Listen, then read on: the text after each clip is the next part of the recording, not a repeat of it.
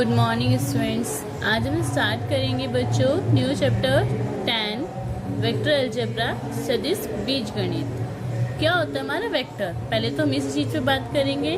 Vector हमारी एक physical quantities है। फिजिकल क्वांटिटीज हमारी 2 टाइप्स की होती हैं। कौन कौन सी? एक तो वेक्टर और एक स्केलर। फिजिकल क्वांटिटीज हमारी कितनी टाइप्स की होती है? 2 टाइप्स की होती हैं।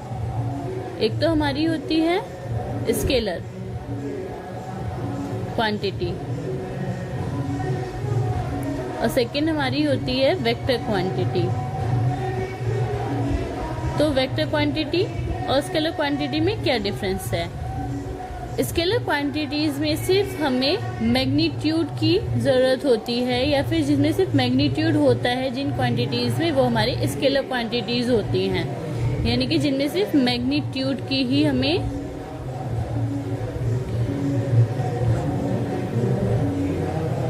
की जरूरत होती है, या जिस भी क्वांटिटी को बताने की सिर्फ मैग्नीट्यूड ही काफी होता है, वो क्वांटिटी हमारी स्केलर क्वांटिटी होती है। और जिन क्वांटिटीज को बताने के लिए मैग्नीट्यूड तो होता ही है, मैग्नीट्यूड के साथ डायरेक्शन भी होती है, तो ये हमारी वेक्टर क्वांटिटीज होती हैं। जैसे आपसे बोला जाए कि कोई भी एक लेंथ, जैसे कि आपके हाथ में जो पेन है उस पेन की ही लेंथ आपसे पूछ ली जाए, तो लेंथ बताने हमारा क्या है? एक स्केलर क्वांटिटी है। क्योंकि लेंथ हमसे ये नहीं पूछा जा रहा कि किस डायरेक्शन में जा रही है। लेंथ के लिए डायरेक्शन जरूरी नहीं है, पर जैसे आपसे पूछा गया एक पेन की लेंथ कितनी है, आपने बोल दिया कि 8 सेंटीमीटर है, या ठीक है, तो ये क्या है? इसको हमारे मैग्नीट्यूड ही काफी है, यानी कि इसको बताने की सिर्फ एक न्यूमेरिकल नंबर ही काफी है। तो ये हमारी क्वांटिटी कौन सी? स्केलर क्वांटिटी है, वेक्टर क्वांटिटी। जैसे कि कहीं पर एक ब्लॉक रखा है, या ठीक है, इस ब्लॉक को एक थोड़ा सा फोर्स लगाकर उसकी जगह से रिप्लेस कर दिया जाता है। ठीक है, दैट मीन अगर आपको फोर्स इधर से लगा रहे हैं तो कुछ टाइम बाद आपका जो ये ब्लॉक है कुछ यहाँ पर आ जाएगा, है ना? तो क्या होगा? यहाँ पर आपने फोर्स लगाया है। अब फोर्स किस डायरेक्शन में लगाया है? यहाँ पे डायरेक्शन पूछ रहा है ना, कि आपने डिस्प्लेसमेंट कितना करा है। मान लिया कि 4 सेंटीमीटर करा है, कि आपने उस पर फोर्स लगाकर उसको 4 सेंटीमीटर की दूरी पर पहुंचा दिया। तो अब हमारा क्या है? ये ब्लॉक एक जगह से दूसरी जगह तो चला गया, तो मैग्नीट्यूड तो है हमारा, पर मैग्नीट्यूड के अलावा हमसे ये भी बोला जाएगा कि आप फोर्स लगा रहे हैं, फोर्स किस डायरेक्शन में लगा रहे हैं। तो ये हमारी कौन सी क्वांटिटी हो जाएगी? वेक्टर क्वांटिटी हो जाएगी। कि आप इधर लगा रहे हैं, या फिर ये जो ब्लॉक है आप इस ब्लॉक पर फोर्स इधर से लगा रहे हैं, ऊपर लगा रहे हैं, नीचे लगा रहे हैं। ऊपर लगाएंगे थोड़ा सा लिफ्ट हो जाएगा, और नीचे की तरफ लगाएंगे थोड़ा सा कंप्रेस हो जाएगा। तो जब हम फोर्स लगा रहे हैं तो हमें डायरेक्शन की भी जरूरत है, पर जब हमने एक पेन की लेंथ बताई तो हमें सिर्फ मैग्नीट्यूड की ही जरूरत थी। तो जहाँ पर सिर्फ मैग्नीट्यूड हमें चाहिए, वहाँ हमारी क्वांटिटी कौन सी होगी? स्केलर क्वांटिटी होगी, अदिश राशि होगी। और जहाँ पर हमें मैग्नीट्यूड के साथ साथ हमें डायरेक्शन की भी जरूरत पड़ती है किसी भी चीज को बताने के लिए, वो हमारी क्वांटिटी वेक्टर क्वांटिटी होती है।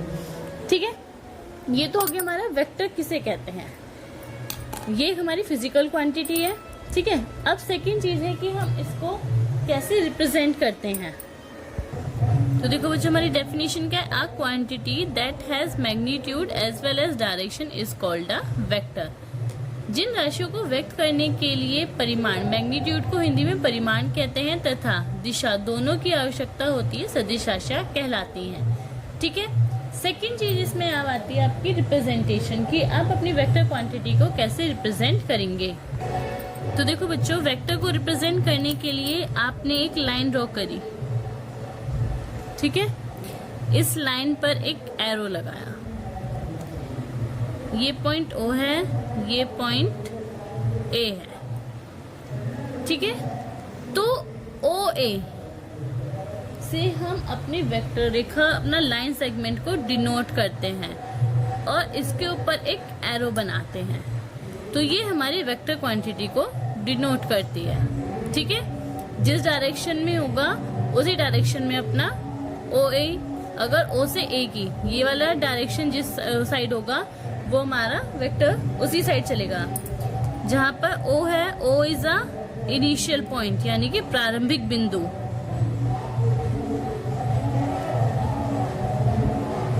इनिशियल पॉइंट प्रारंभिक बिंदु, ठीक है।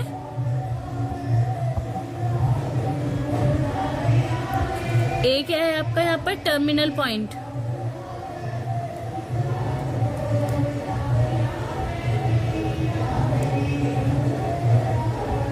अंतिम बिंदु।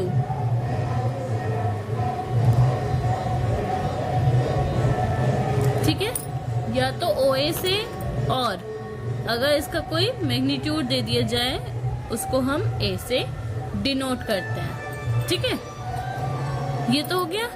अगर हमें इसकी डायरेक्शन उल्टी लेनी है तो हम इस, जैसे अगर आपके पास OA है और एरो इस डायरेक्शन में ही है तो आप इसको -OA से चेंज कर देंगे।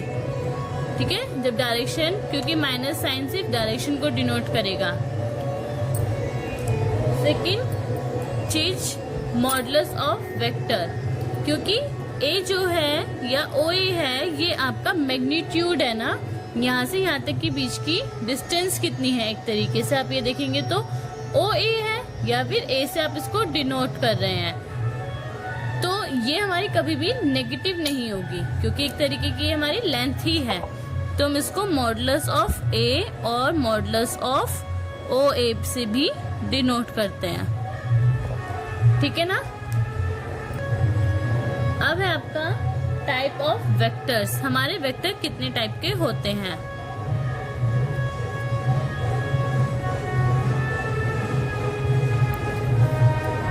वेक्टर सदिश के प्रकार।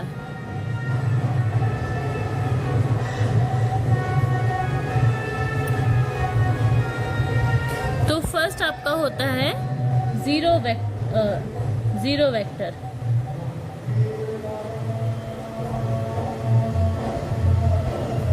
शून्य सदिश। शून्य सदिश।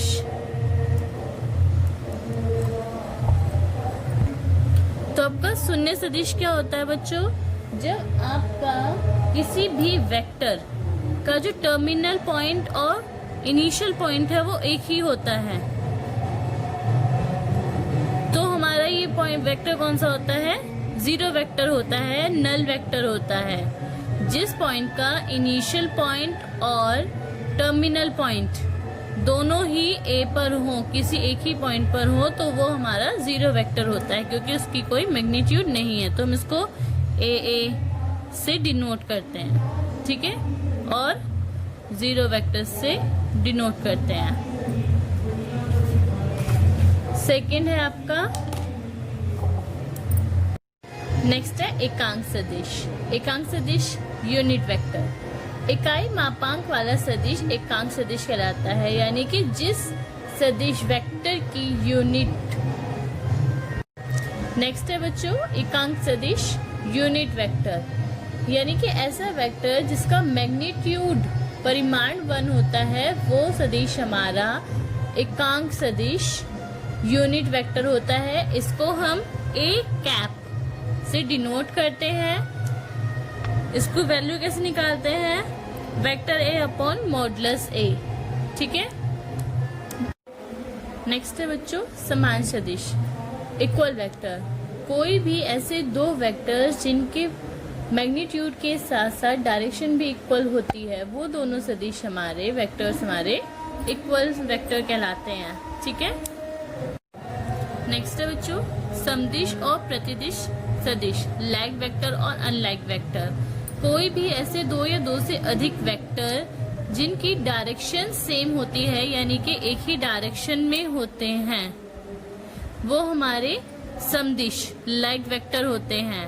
और कोई भी ऐसे दो या दो से अधिक वेक्टर जिनकी डायरेक्शन सेम नहीं होती है, वो हमारे प्रतिदिश यानी कि अनलाइक वेक्टर्स होते हैं। ठीक है। नेक्स्ट है नेगेटिव वेक्टर।